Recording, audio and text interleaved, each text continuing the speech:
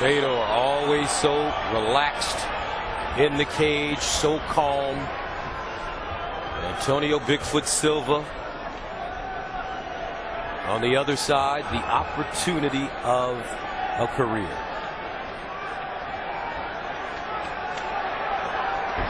Okay, are you ready, sir? Are you ready, sir? Let's go fight!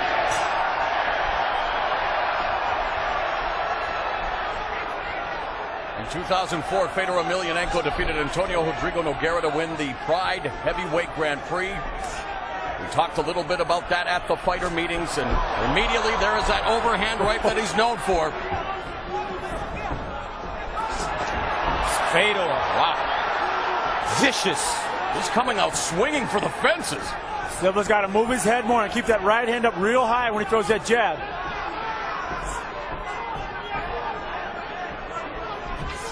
Oh, and he got caught with that counter, did Fedor.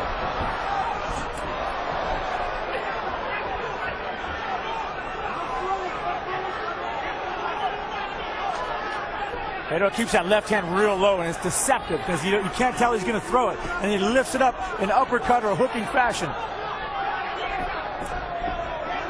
Look at the size difference in the hands of Antonio Silva and Fedor Emelianenko. Silva, a little tentative. Fedor, great at making adjustments on the fly, Frank. Yeah, fantastic. And he just countered that sort of grip in that position on the cage where he doesn't want to be. And this is the key that you talked about. This is where Antonio Silva, who I heard at fight time is at 285 pounds, a huge weight differential here, wanting to use the size to wear down Emelianenko. And I believe he's got the skill and the conditioning to stay in there for a long time. All right, break, separate.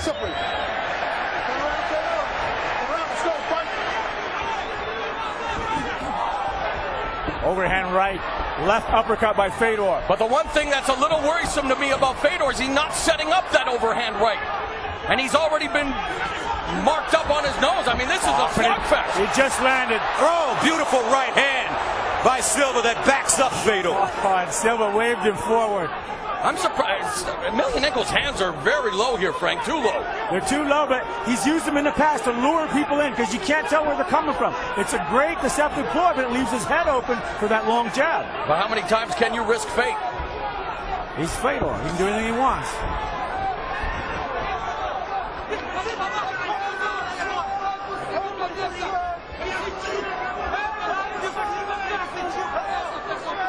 We saw referee Mergliata not give him much of an opportunity to stay in this stalemate earlier.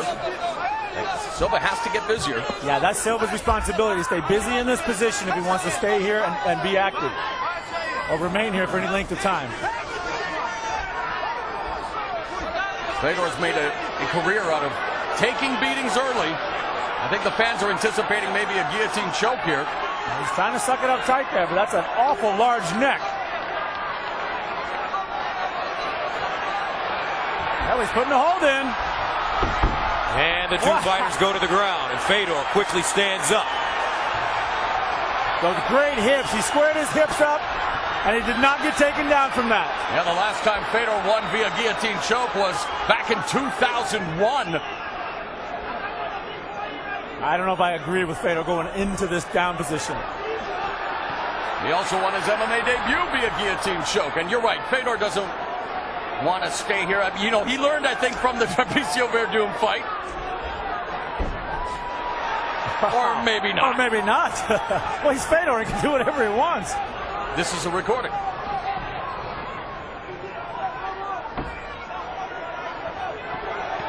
Ground and pound by Fedor. Oh, wow. Looking for the far side, Kimura. Against the BJJ black belt. Nice escape by Silva. 50 seconds remaining in the first round. Yeah, great pace to this opening round. What a fight we're seeing here between Silva and Fedor Emelianenko. Blood coming out of the nose of Fedor. He took a big straight right as soon as his back hit the cage just a second ago.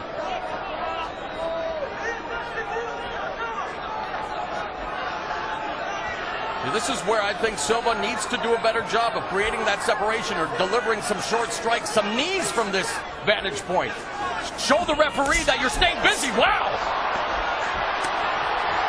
My goodness, what a flurry! And the takedown by Silva with 10 seconds to go in the first. And a competitive opening round it's been. Great start to this quarterfinal bout.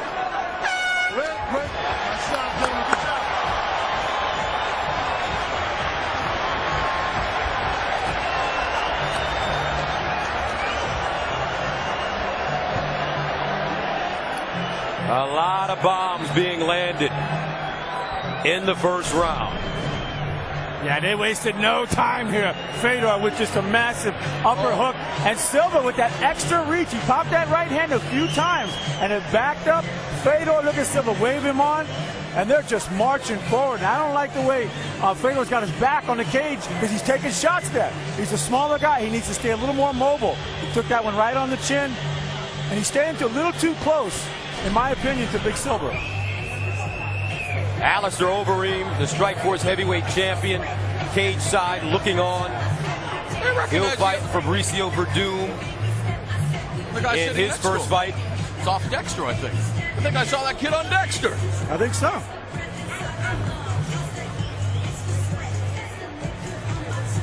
You talked about the reach advantage that Antonio Silva enjoys. 7.5-inch reach advantage, huge size advantage as well. Are you ready? Let's go fight, guys. Antonio Bigfoot Silva, over his last few fights, has been working on his boxing. Beautiful takedown. Well timed by Silva, coming in underneath the overhand right and taking Fedor down, putting him on his back. Yeah, very strategic move. I like that. Fedor was coming with the power on that punch, too.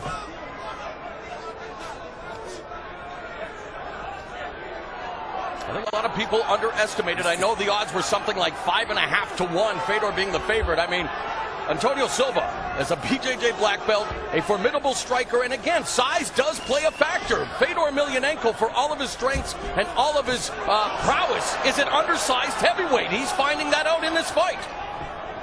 And Silva's doing a good job of continually pressing through that guard and trying to advance his position. You can see his left leg hooked on the leg there of Fedor. He's opening up his legs and he's just marching forward. Grandmaster in Sambo, self-defense without weapons, loosely translated from Russia. The crowd, of course, a huge Russian contingent, Gus, chanting the Fedor name. In the first round, they stood for 3 minutes and 55 seconds and were on the ground for 1 minute and 5. And now, Silva passing, getting the side control. North-south now, and this could be dangerous for Fedor Emelianenko. Switches to the other side. Wow, knee on belly. This, Silva very comfortable here. And he mounted him easily. Emelianenko, what I was worried about. And these aren't hammer fists. These are sledgehammer fists, and he's got his back.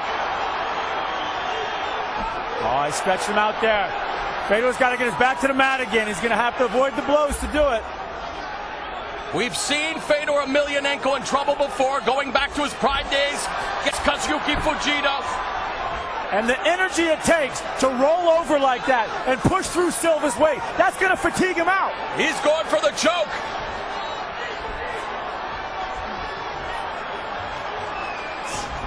Emelianenko in all kinds of trouble, eating these hammer fists. He's got to get his feet on that cage.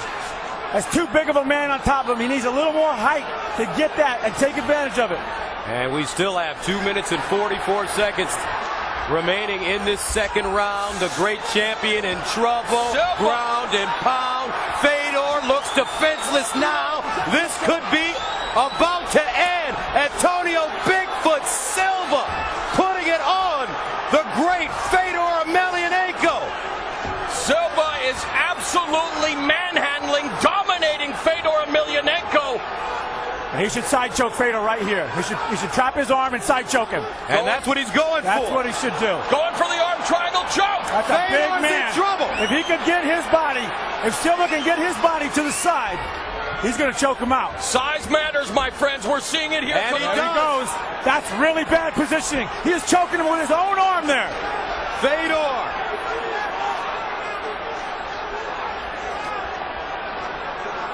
That's a bad spot. The crowd is sitting on pins and needles. They are stunned at what they're seeing. Silva's got to get that arm a little further across his face. And Fedor turns out of it. Wow.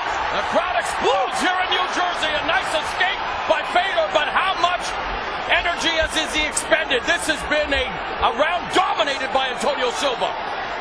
And Emelianenko exhausted, hanging on for dear life with 1 minute and 20 to go in the second round.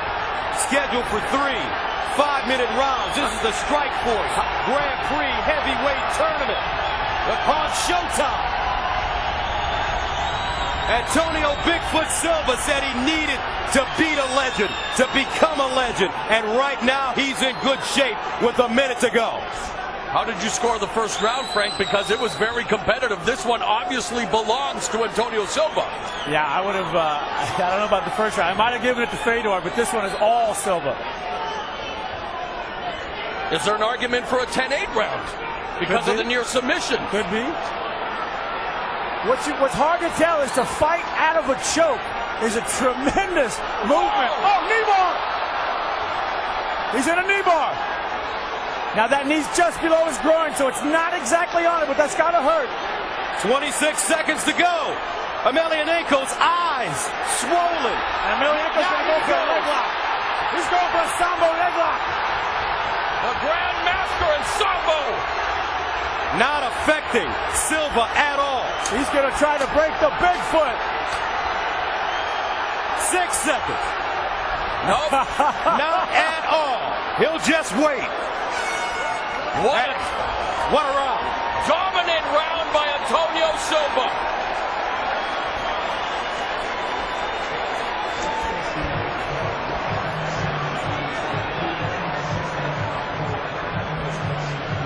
His right eye is a mess. Oh, it's almost closed. Wow, he can't see. I mean, I can't find it. He can't see.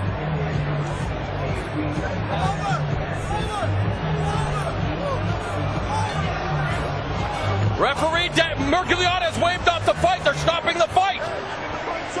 They've stopped it. They have stopped it. They've stopped this fight. Antonio Silva has won. Unbelievable. Don't let him. Don't let him. This is a stunning turn of events. Fedor doesn't know.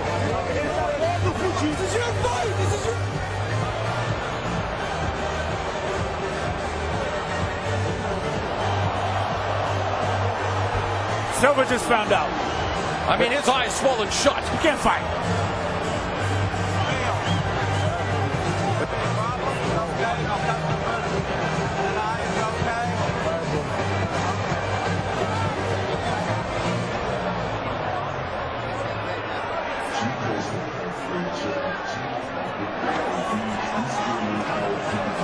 There seems to be confusion in the cage. I saw referee Emelianenko wave it off. Antonio Silva has advanced to the semifinals of this Strikeforce Heavyweight Grand Prix. And I don't think Silva knows. I don't think he knows. Now they do. Now he does. Now he does. Amazing. Antonio Bigfoot Silva. A huge win, and Gus, you said it best. In order to become a legend, you have to defeat one, and he put a beating on Fedor Emelianenko. Wow. That's what I'm saying. But you know what? He had a very smart game. He used that reach, he popped that jab, and then they got in there. And like I say, sure, make Fedor